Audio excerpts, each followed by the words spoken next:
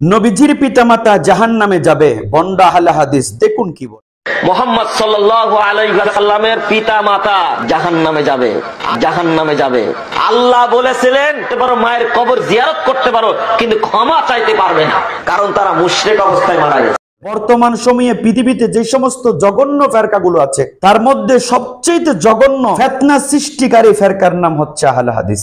এই আহলে হাদিসের কাজটাই হচ্ছে ফিতনা সৃষ্টি করা।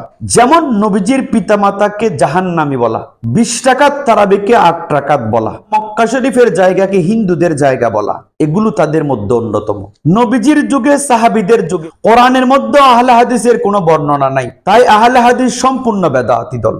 আমাদের একটা প্রবাদ বাক্য আছে, গাছ যদি ভালো হয় ফল ভালো হবে।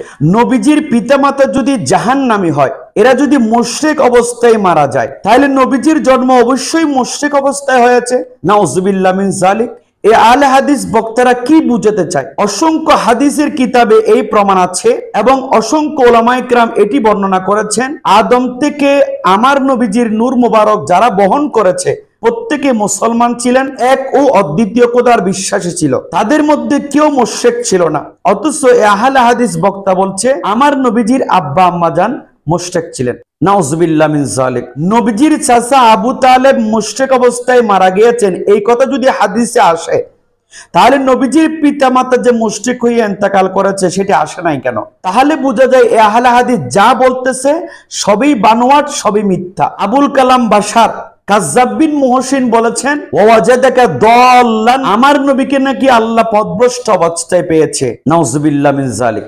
অথচ কোরআনে এই বর্ণনা আছে, ওয়ারাফানা লাকা যিকরাক, হে নবী আমি আপনার শানকে বৃদ্ধি করেছি।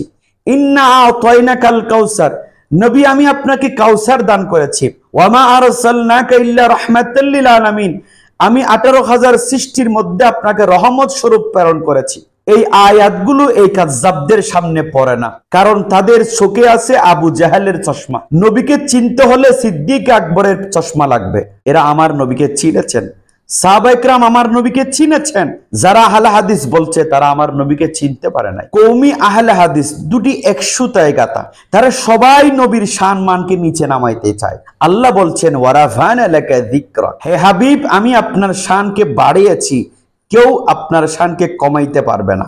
আল্লাহ পাক সুবহানাহু ওয়া তাআলা এই সমস্ত জালেম থেকে, কাজ্জাব থেকে সরল মনা মুসলমানদেরকে হিফাজত করুক।